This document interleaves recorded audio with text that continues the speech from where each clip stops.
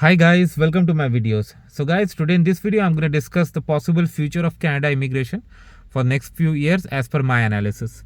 Before I proceed further, I would like to clarify neither I am an immigration consultant nor I am a government body. So in case you take anything out of this, you do it at your own risk.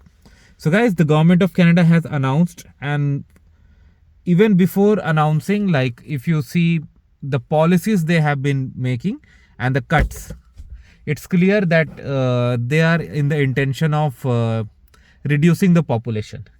But that doesn't mean no immigration is going to be there, of course.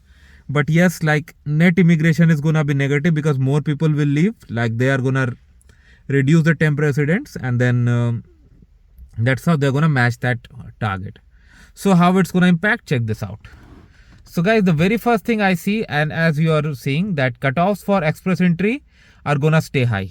Under certain categories where there are severe shortages, like healthcare categories, for example, if cutoff comes down, it's not gonna be surprised.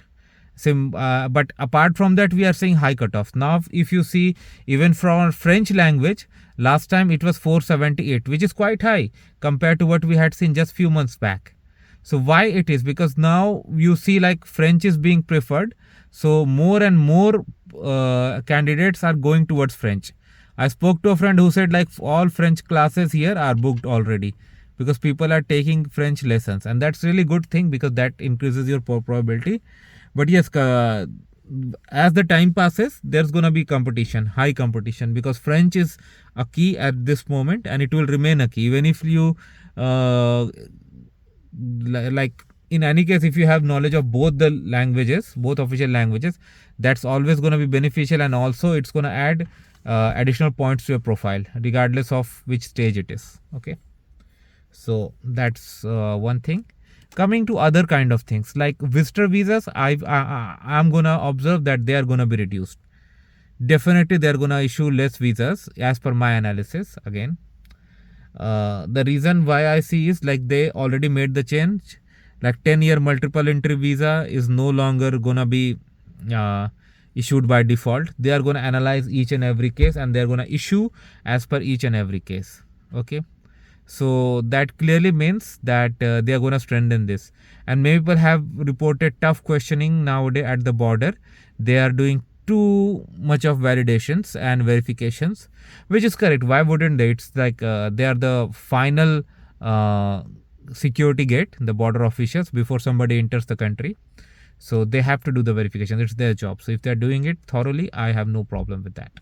So definitely we'll see like lesser visitor visas issued. And yeah, and another reason is like many people, I don't have the number, who come here on visitor, and there are many people who come here on visitor and then claim asylum.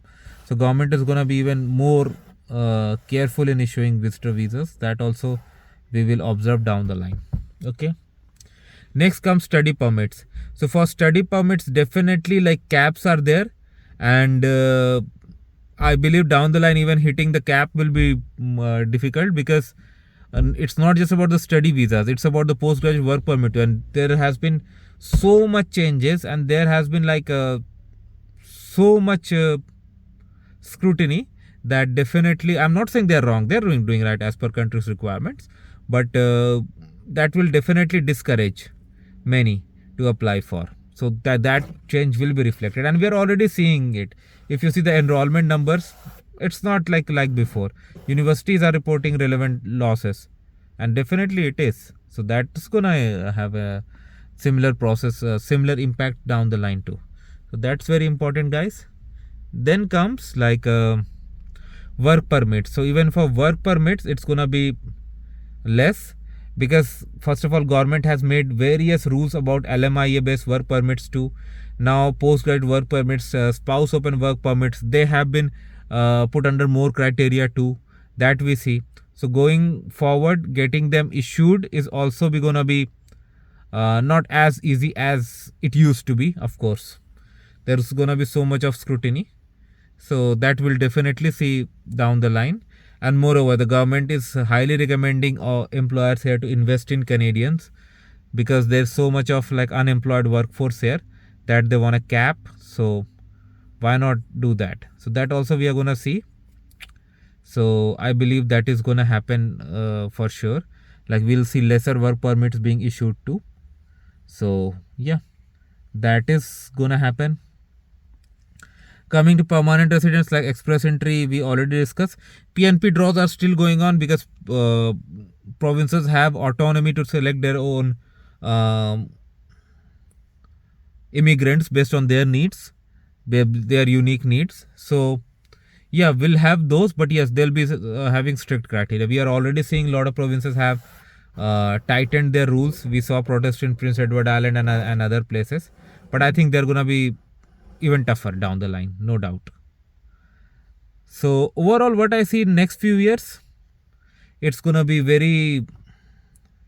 more difficult than now. I'm not saying it's gonna be vanished. It's gonna be more difficult. At the same time, there is one thing for which, like, it could be a flood of applications. That is like asylum applications. Already we had the numbers like around 14,000 international students have already filed in first 9 months of this year. So imagine what's going to happen next year when Mr. Trump officially takes the president role of the USA, our neighbors. It's going to be, I think backlog is going to increase significantly. I'm not going to discuss the benefits and disadvantages of applying asylum in Canada. Those I have made other videos and resources are available. You can go through them. But I just want to say, guys, this is not going to be so simple and it's going to be very difficult. And the backlog is going to be huge. Now, look, government has all the resources, all the planning in the world. Tomorrow, if they invest more resources in refugee planning, like now when for other categories, less applications are going to be received, who knows? These resources they can direct towards refugee claiming. So maybe that process picks up. So we'll see that down the line, but I think it's going to take time. So let's see, guys, how it works. So this is what I believe, guys. But yes, things do change. And whatever is happening here in Canada, I'll definitely let you guys know, as I always do. Make sure you subscribe to the channel, and just want to clarify, neither I'm an immigration consultant nor I'm a government board. If you take anything out of this, you do it at your own risk. Thanks for watching.